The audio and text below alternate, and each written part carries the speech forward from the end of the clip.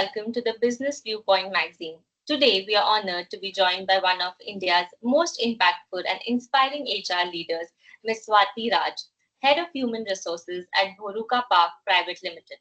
Swati's career spans top-tier organizations like Baxter, CPA Global, and RBS, where she honed her expertise in people management, HR transformation, and employee well-being. But what truly sets her apart is her fearless advocacy for mental health in the workplace.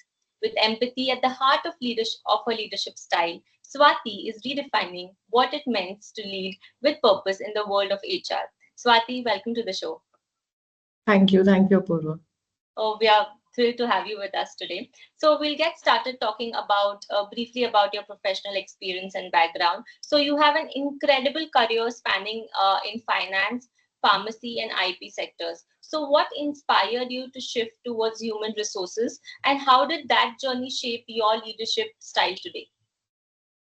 Okay, so basically, yeah, if I talk about my educational background and the manner in which I started my journey, it was nowhere related to HR. I have a finance background in education terms, but it was basically something which just happened by chance. I was working with one of the intellectual property firms, and there was a voluntary request from one of the HR departments saying that if we can help them in onboarding. Since it was the very beginning of my career, I thought, why not to give it a try? And I was too young. I started working at the age of 21. So at that time, it's like whatever opportunities come and whatever you look at, you just want to try something new.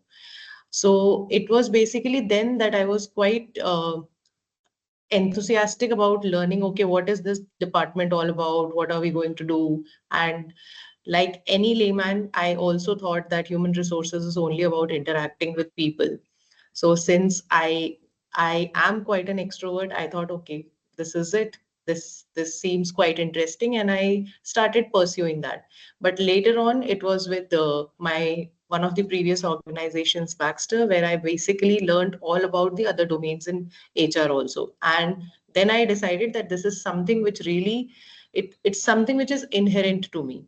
The kind of processes, the kind of projects that were being done in Baxter, it really helped me. And then I pursued my master's in HR, and I thought that I'm going to take it ahead from there. That's amazing. Like you mentioned, and I've mentioned in the introduction as well, that you worked with global firms like RBS and Baxter. So, how did those experiences help shape your vision as the head of HR today at Bhoruka Park? Well, I would say working with global companies gives you an advantage where you are interacting with different regions, different kinds of people. Even if you're not at the same location, but interacting with them via virtual interactions, getting to understand that, okay, there are different kinds of people and there are different sensitivities, the diversity and inclusion factors, all those things. So when you move from a bigger organization, a global platform, to any platform, it's like the horizon was big there. And after you have seen bigger things, after you have handled 50,000 or 60,000 of employees, then if you move anywhere else where the headcount is lesser or the geographies are lesser, it is always an added advantage. Moving from a smaller scale to a larger scale, that gives you more challenges. But I was fortunate enough that in the beginning of my career itself, I was exposed to global platforms, working with elite and I would say, most learned bosses I have worked with. They always allowed me to take independent decisions. So now, in my current capacity, where I am heading the function, now I have the real lifetime experiences which I apply over here. And the very best part is from shifting to global to any other platform is that, like I said, that you have a diversity which you have already experienced, and you know about global processes and policies as well. So you have some reference points from where you can pick it up and start working on those parameters. That's excellent. So, you're very big on mental health, and it's a cause which is very close to your heart. So, what led you to champion in this corporate settings, and what initiatives have you launched to support employee well-being at Bhoruka Park? Okay, so this is something very personal, as in I I'm a person who takes my work very seriously, and I would say not even professionally, I take it personally. So there was a time in my career where I used to take back the work at home, discuss along with my friends and families, and I could see that it is taking a toll on me. So obviously, being an HR professional, you are the advocates for the employees. You are basically the intermediaries between the management and the staff. So you have to deal with a lot, and at a personal and professional level it sometimes becomes very challenging. So I have already experienced that thing triggered to me that any employee who comes to the organization is spending almost more than 12 to 15 hours in the office. It's like a second home. I would rather say it's a first home. Your day starts in the office and your day ends in the office. Even during the COVID times when we were all working from home, still the laptops, the interactions with our staff, with our friends, with our peers, it was always there. So there is basically no break in between where you pursue something which you like, or you get a. We all talk about work life balance, but how to ensure that? So it is from basically from the beginning, and then post COVID, I I myself experienced when I was working from home for 3 years that it's not an easy thing. So we do transactional based activities, we do have deliverables and everything, but as an HR professional, it is something that me and all other people who are in the HR profession, working anywhere in this world, that they should be encouraging employees to take leaves. They should be encouraging employees to take breaks, because if you work for 10 hours consistently, your productivity level goes down. So it's a very well known fact. You need to take equivalent breaks. You need to talk to others. It's not necessary that you talk to your other peers only about work. Just take some time out, pursue your hobbies and all those things. So as an HR professional, what I'm trying, and what I have tried in my previous organizations also, that we keep on doing some of the other events, engagements, where people are moving out of their laptops. And if it's a hybrid mode of system, then we do something remotely, or in order to encourage them for their good work, we send them out for outings and offsites or their personal vacations. So these are some very of the basic things through which the employee can work also, and there is a sense of belongingness for the company also, that yes, the company do understands that it takes a lot of toll on your mental health awareness. That's well said, and actually, that's very relatable. So, thank you for emphasizing on that. So, what are some of the unique challenges HR faces today? Today is a hybrid and remote first world, and how are you adapting to those realities? I think you've just mentioned it in the previous question, but if you could just elaborate it as well. Add on to that, the personal touch, or basically to see an employee and the staff working together, that's very imperative. And though I agree that during the pandemic times, and if there is a natural calamity, or if the world is facing some crisis, then we went in for hybrid modes and work from home. That's the flexibility that everybody took up. But I still believe that working together from office, the physical presence really matters, because it's all about being human. Like we say that AI is there, technology is there, but no matter what the AI gives you, unless you apply the human brain to that, unless you add the human touch to that, it's really not possible to function in a normal manner. So I basically am currently where I'm working. It's a complete work from office setup, and it generally depends on the work profile that the company has, the number of departments and those things. Like Bhoruka is totally into real estate and construction, so we look at what level people are and how much flexibility we can give. So I would still advocate that a hybrid mode or flexible system of working will always be accepted by the management and even the employees, rather than putting them at completely work from home thing or a work from office. Because the more flexibility we give, the more employees get attached to the organization. That's fabulous. So, you're known for creating psychological safe environments as an HR leader. So, can you share how leaders can foster openness and inclusion in their workplace? Hmm. Actually, it's a very important and very relevant question, not only for HR leaders, for any HOD. And that's what I talk to my current HODs also. Amongst all the HODs, I happen to be the most youngest one. So that's again a challenge coming from my mouth, like when I advocate about certain things. But I believe any particular leader, be it even an assistant manager, anybody who is managing people or dealing with teams who are their subordinates, the first and foremost thing is communication. You need to communicate with them beyond the deliverables and tasks.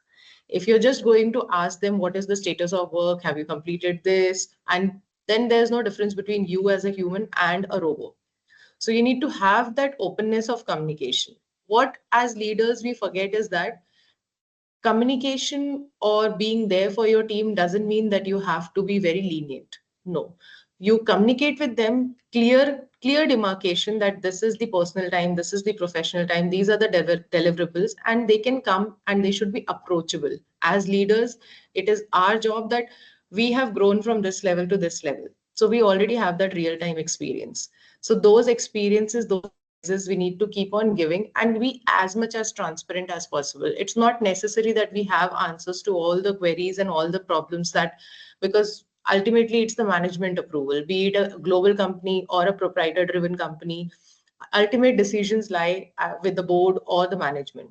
But when you hear out your subordinates, when as a leader you are like you're hearing them out, you're letting them know that see, these are the things that we are planning, these are the things that we are working upon. We might not have a solution right now, but we certainly hear you out. So that's the most important quality as a leader everybody should have, irrespective of being an HR professional or not, that you have to have that communication and be clear in your communication, because that helps in creating that trust factor. Yes, fantastic. I think communication is definitely key to the growth of the organization. So yeah, um, you know, as you mentioned that you've come a long way in a young age, you've achieved much success, and you're one of the youngest HR leaders. So leadership is often very, it's all about challenges and making tough decisions, right? So how do you balance empathy with execution in high pressure situations? See, I'll not say that it's easy. I have handled situations. Right now, I'm heading the department, but there have been situations in the past where I was only at a managerial level. I did not even had those kind of exercising powers. But like I said, I've been fortunate enough to work with good colleagues and good bosses. When you're young, you do not understand much of the things and you do not have those kind of maturities. But over the period of time, when I look back, I have taken those experiences, and in any situation which is a critical situation where I have to take a tough call, the first thing that I do is I take a pause, I look at the complete scenario from all aspects, and if I am not in the right frame of mind, I do not take any decisions. That's for sure. So that's how I work. And in terms of being empathy, I think it is something which is very natural to me. So I mean, if anybody who has worked with me, under me, above me, or with me, they would vouch for it that the way I approach or the way my employees speak to me, it's quite different. It's not something that I'm boasting about, but I would say this is actually something which is inherent and it has helped me. I have a tendency to understand the human behavior, though I pursued my HR in education quite later, but I think this is quite natural. So I take a step back, I try to understand what the situation is, and it's like you have to accept it, the situation, no matter how difficult it is. If you have to convey it to the person, you will. I have been involved in projects where I have laid down people. I've been involved in situations where I have to take a call, where somebody has to be fired because of some disciplinary issue. So it's like I have been the bearer of the good news and bad news both.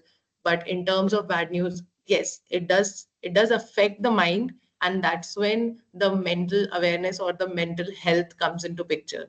And that's why it's like both the things I need to keep a balance for anything. Like, see, even the doctors, if you get personally attached to people or you start thinking too much at a sympathy level, then you're not able to function that properly. So empathy is just trying to understand what the other person might think if you're giving a difficult situation or a difficult news. So just be in their shoes, try to understand. Again, have a clear communication with them. It's not necessary they are going to accept it. They might retaliate. I have heard those kind of things also. uh, but then in the end, once you're out of the office, once you have done your work, those difficult situations you have handled, then just shut your mind, move to your personal life. That's how it is. That's excellent, and that's a different take on the work-life balance as well. So yeah, if you've had a very celebrated career in HR, so if you could share an example or moment, milestone that you've achieved and you're very particularly proud of, it can be at Bhoruka Park as well. So see, Bhoruka, I have joined just 10 months back. Here I am trying to introduce a lot of new concepts, a lot of new things, because it's almost a decade-year-old company. So here the shift is from traditional to modern approach. But there has been one very significant milestone, I would say, in one of my previous organizations, where it was a 30-year-old company, a proprietorship-driven company, and from the inception till 30 years, there were no rewards and recognitions which used to happen. Although there were staff who were there since 15 years, 20 years, 30 years. And R&R in any company these days is like a basic thing. So that I remember in particular because in that company, in that organization, I had introduced a lot of new things. One of them was R&R, right from the designing of the certificate and single-handedly. There was nobody else apart from me in the HR department. I just took one intern along with me. And why I'm saying that it's a significant milestone that the R&R program was launched over there, although there were new other practices also which were there.